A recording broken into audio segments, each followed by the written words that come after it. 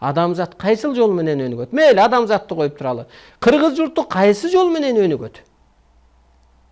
Дин жолу мененби? Жок. Суроо кылыңыз. Парламент мененби? Батыштын мыйзамы мененби? Эски пендечиликке мененби? Түндүк түштүккө бөлүгүү мененби? Жок. Бүгүнкү бараткан жолубуз такыр туура эмес. Жерлерди сатыппы? Жок. Анда тетирисинче экология, табиат, жерене азыр кырсыктабай турат го. Мына дүйнөнүн экономикасын эмне түшүрүп атат? Экология түшүрүп атат, урматтуу улуу журтум. Пожар. Мына экономиканы түшүрүп атат. Өчүрөм деп канча самолет учуп атат, канча адам жүрөт. Канча жер, канча жанды күйүп кетип атат. Торнадолар Америкада болуп аткан. Табиатты сактап калыш үчүн адамдын жан дүйнөсү өсүш керек. Жерене бул Кудайдын аткаруучусу, кабарчысы. Ошондуктан карапайым эл суурулуп чыгыңыздар эл арасынан. Чындык үчүн чыгыңыздар. Келиңиздер кеңешели. Дүйнөлүн мына бул жерде карасаңыз, мына адамзат астында кыргыз эли ааламдык милдетин качан кантип аткарат? Мына биздин милдетибиз азыр Кудайдын ордун аткаруу, сактап калуу. Мына мен эгер эл башында болсом, Кытайдын президенти менен, премьер менен мен түшүндүрүп бермекмин. Доордун талабын, Манас төрөлөрдө деле калмак Кытай келип энелердин курсагын кескени бул жомок эмес, чындык. Анысы кандай деле бүгүнкү күндө сен дүйнө элине, башчыларга, окумуштууларга мына ушул мен сүйлөп аткан сөздү ачык эле, уялбай эле түшүндүрүп берсең, кубанат алар. Биз жолубузду эми таптык. Биригишибиз керек турбайбы? Ошондо табиат сакталат турбайбы? Кыргыз улуу турбайбы? Кыргыз ошол көктүн жердеги көчүрмө ролун аткарып аткан турбайбы? Кой, компанияңды жыйнап алып, Солтон Сарыдан кетели. Болбосо, аалам күчтөрү Кыргыз элинин укугун коргойт экен. Бизде табиат кырсыгы кыйнап коет экен деп Кытай эли, мамлекети уялыштын кереги жок. Муну чындык деп айтыш керек. Бул чындык. Кече Айылдаш байке бирөө келип айтат. Акыбалымды сурайт, бир майда сөздө, эми кандайсың? Сонун менде. Менин ишим дүйнө жүрүп атат. Арбайлар отчет берип атат, чындык чыгып атат, эми анага айтып отурасың. Анан эмне болуп президенттикке бара болдуң? Анан эмнеге чыгым болдуң дейт. Эмнени түшүнөт алчы? Мен аалам үчүн чыккам, чындык үчүн чыккам. Мен уткам ошондо. Уткам. Мана, уткан себебим ушул болуп атат. Материя катары чыгып койдум. Адам эл түшүнгөн жок. Бабановго кетти бирасы, Сооронбай Жээнбековди колдоп кетти бирасы. Көрдүңүзбү, жыйынтыгында эчтеке чыккан жок. Жаралган жалгыз ал инсан деп турат го. Сен эми ааламдан акылдуу эмессиң го. Аалам представителин жөнөтүп атса, рекламасын берсе бу жерде, куткарат, өзгөчө жашоо жаратат деп. Сен кимсиң? Аны кабыл албай кой Кудай. Бир аз мезгил керектир, бирок акыры ааламга, чындыкка, улуулукка багынабыз.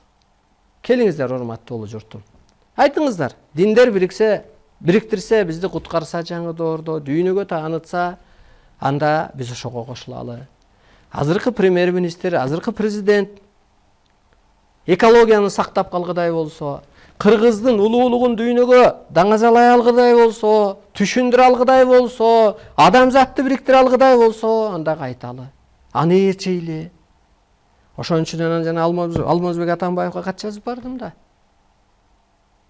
Анан ал өзү блатной экен. Анан аппарат жетекчиси кабыл алды. Андан кийинки премьер-министр азыркы президентке дагы орто кадам салдык. Ушундай бир башка жол менен кетишибиз керек деп. атын айтпай турайын эми. Ал ойлоду. Мага кошомат. Мен өмүрү кимге кошомат кылам? Кудай бирөөгө кошомат кылам.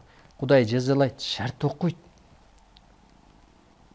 Өткөн эфирде айткам го, Путиндин эмнесин пир тутасыңар? Ааламдан буйрулуп келген Арыстан Алай ыйыкпы? Арыстан Алайды аалам колдойбу? Же Путинди колдойбу деп. 2 күн мурун бир оружие завод жарылса, бүгүн да бирөө жарылып. Көрдүңүзбү? Мына адамдын улуулугу, өзүн тааныганы, жомокту өзүнө кабыл алганы, Кудаймын деп чыкканы, Кудайдын жердеги ордун аткарып атканы, ошентип дүйнөнү мен табият, аалам, арбай, керемет күчтөмүрүм аркылуу мен бириктирем. Келиңиздер, суроо кылыңыздар. Мүмкүн. Сиздерде ой бардыр. Депутаттырсыз, теледен көрүп отур. Молдо кожодурсуз. Айтыңыз, мен Аллам бириктирет десе. Мен айткам го, кел мелдешели дедим го. Сен Аллаңа жалынып, бирдемени токтот, мен өзүмдүн керемет куралым менен кимибиз күчтүү экенбиз деп. Мен күчтүүмүн. Көрсө Алла асмандагы араб эмес, бирөө аксакал жүргөн жок. Мухаммад пайгамбар анын жанында кызмат кылып жүргөн жок. Ал материя эмес, ал дөө эмес, ал тоо эмес, ал бир энергия. Ал энергия укугу бар экен адамды кийип алганга. Көз көрүүнү мени кийип алган. Мени Кудай кийбесе мен ушунча сөздү сүйлөп, ушунча мен соттоп коем, бириктирип коем, оңдоп коем, жазалап коем дебейт элем да.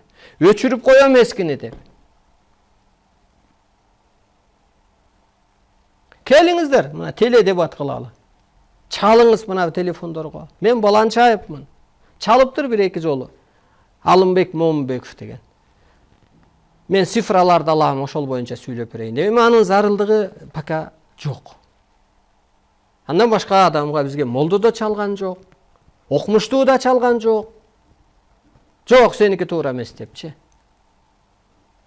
Алым да чалган жок, котормочу да чалган жок.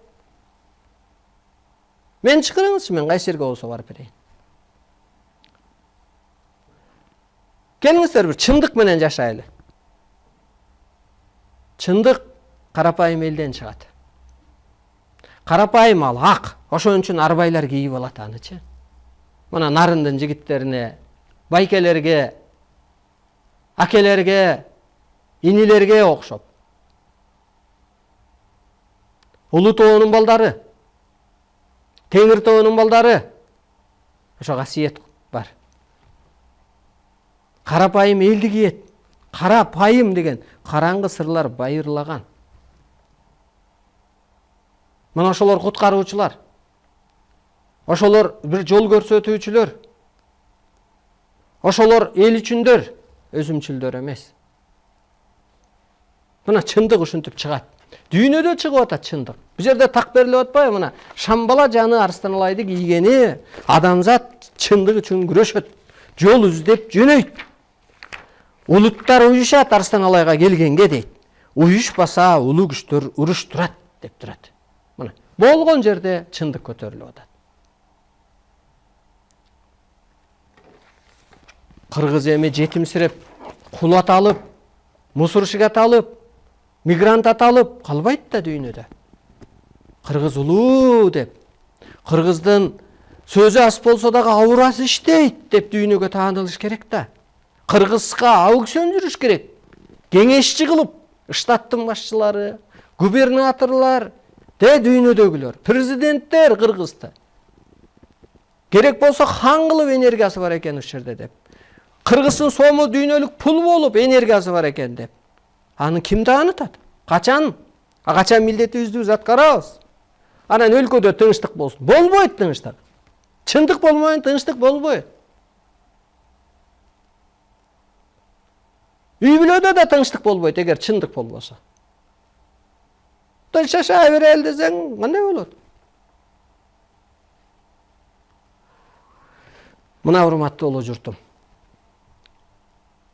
Мен айткан жомоктордун баары чындык.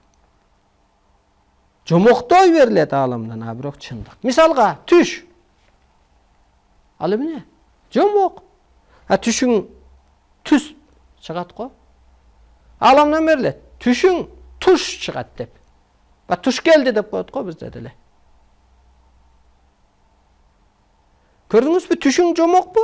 Бирок чындык туш чыгып атпайбы? Анысы кандай ааламдык мыйзам, закон. Туш келет бул. Түштөн да күчтүү.